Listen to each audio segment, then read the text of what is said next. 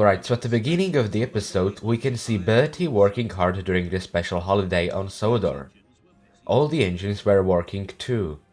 One day, Duck was waiting for his next journey. Near him stood a red double-decker bus, but he didn't look friendly like Bertie. The bus growled as he gazed at the happy passengers. "Stupid nonsense," he grumbled. "I wouldn't have brought them if I'd known. I'd have had a breakdown or something." "I'm glad you didn't," smiled Duck. "You'd have spoiled their fun." Bulgy has wonky eyes.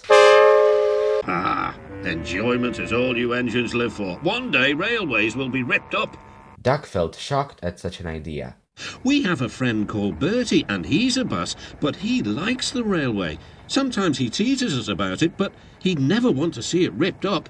"Huh," growled the bus. "I know Bertie. He's too small in size to be of any use."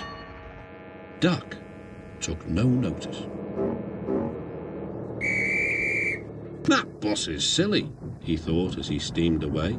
At the junction, Duck told Oliver all about him. "I call him Bulgy," chuckled Oliver. Then he puffed happily away. The coaches have crooked roofs.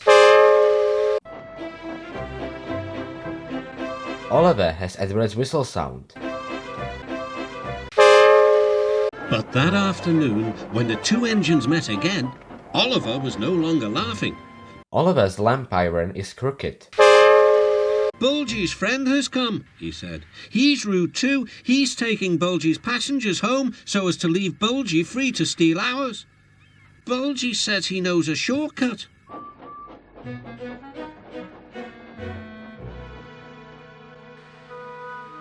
That evening, Doesn't seem like evening to me. the engines were preparing for the homeward rush. Where are the passengers? They wondered. "Look!" shrilled Oliver. "Look at Bulgy!" Wait, Bulgy previously had its railway bus sign on his left-hand side. On his right-hand side was previously his anti-railway sign. "He's a mean scarlet deceiver."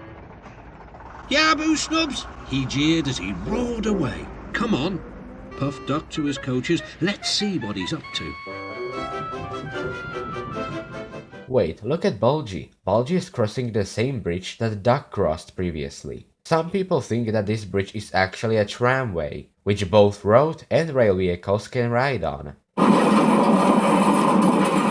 However, I disagree with that, because when Duck was crossing the bridge, we could see some tracks on it. Then when Bulgy was crossing the bridge, there was no piece of track on it. Does it mean... I'm the first one on the new road. "Yaboo snubs!" Then in the distance, Duck saw a man waving a red flag. That meant danger. The line here crosses a narrow road, and there was Bulgy wedged firmly under the bridge. "So this was his shortcut," chuckled Duck. "He tricked us," shouted Bulgy's passengers. "He said he was a railway bus, but he wouldn't accept our return tickets. He wanted us to think railways are no good." Why are these two people looking happy? They should complain about Bulgy's lies too. "It's risky, but we must help the passengers." Duck slowly and carefully set off across the bridge. "Stop!" he shouted. "It might fall on me." "That would serve you right for telling lies," said Duck. But the bridge didn't collapse. We can hear James's whistle before the scene faded. And James's whistle we heard actually belonged to Percy.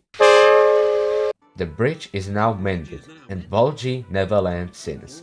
He was turned into a henhouse, and his lies can do no harm. But if we look closely, we could see that Bulgy's tires are actually Dunlop branded tires. Dunlop Tires is a brand of tires which is managed by different companies around the world. His lies can do no harm. The hens never listen to them anyway.